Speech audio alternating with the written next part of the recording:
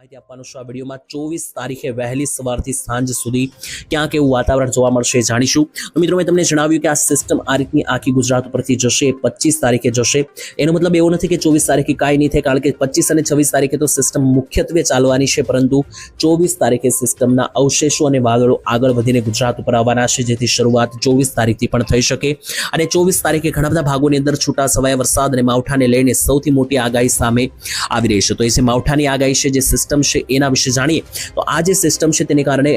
24 તારીખથી જે છે તે છૂટા છવાયા માવઠા અને વરસાદને લઈને સૌથી મોટી શક્યતાઓ બહાર પાડવામાં આવી રહી છે। તો એ કયા કયા ભાગો છે કે જે માવઠાની પૂરેપૂરી અસર જોવા મળશે, એક ગામ અને જિલ્લાની હવે આપણે વાત કરીએ તો આવનારી કલાકોમાં જે કંઈ પણ ભાગોની અંદર વરસાદ અને માવઠાનું એલર્ટ છે તેમાં સૌથી વધારે ખતરો તો ઉત્તર ગુજરાતના પંથકોમાં જ રહેવાનો છે, કારણ કે 24 તારીખના મેપની અંદર તમે અહીંયા લાઈવ જોઈ શકશો કે જે જુદા જુદા વેધર મોડલ અને ડાટાઓ સામે આવી રહ્યા છે તે મુજબ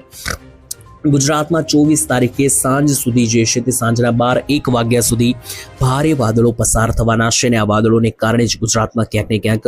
માવઠાની પૂરેપૂરી સંભાવના છે। જીએફએસ વેધર મોડલ અનુસાર આખા ગુજરાતમાં વાદળો છે, સૌથી વધારે ગાઢ વાદળો સૌરાષ્ટ્ર ઉપર છે, જેથી સૌથી પહેલા સૌરાષ્ટ્રની વાત કરીએ તો કયા કયા ભાગમાં વરસાદના વાદળો છે અને કયા કયા ભાગમાં શક્યતા બની શકે માવઠાની તીવ્ર વાત કરીએ તો સૌથી પહેલા અમરેલી જિલ્લાની વાત કરીએ તો અમરેલી જિલ્લા અને ત્યાર પછી આખા ગુજરાતની એક પછી એક વાત કરીએ। અમરેલી જિલ્લાની અંદર મિત્રો અહીંયા તમે લાઈવ જોઈ શકો કે લાઠીના થી લઈને બગસરા,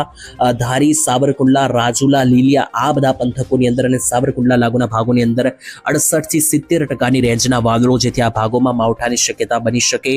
વાત કરીએ આ બાજુ જમણી બાજુ ભાવનગર જિલ્લાની તો ભાવનગર જિલ્લાની અંદર પણ તમે લાઈવ જોઈ શકો કે ગારિયાધારથી લઈને પાલીતાણા, વલભીપુર નીચે આવીએ તો મહવા, અલંગના વિસ્તારોથી લઈને આસપાસના બગદાણા સહિતના ભાગોની અંદર ખૂંખાર માવઠાઓ જે છે તે ભૂકા બોલાવી શકે। અને ત્યાંથી મિત્રો ઉપર જોઈએ તો બોટાદ અને જે રાજકોટનો જે પટ્ટો છે, ખાસ કરીને રાજકોટની અંદર મિત્રો તમે લાઈવ જોઈ શકો તો ખાસ કરીને રાજકોટ આસપાસ જે મિત્રો પીપળિયાના વિસ્તારોથી લઈને જસદણના વિસ્તારો છે, સરદાર વિછિયા અને જે બોટાદ